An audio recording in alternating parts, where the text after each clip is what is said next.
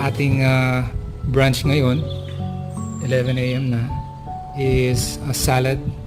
Yung shrimp and chicken salad.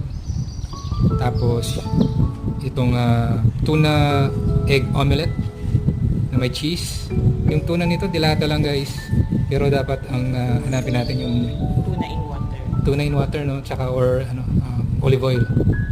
Drink na yun ay Hershey Cocoa and chia seed with flaxseed.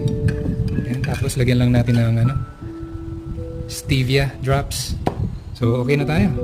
Ang key lang sa sa low carb is iwasan lang yung of course yung rice. Parang ulam lang palagi, no? And then iwasan natin yung mga carbs na food like bread, Pasta. pasta, mga root crops,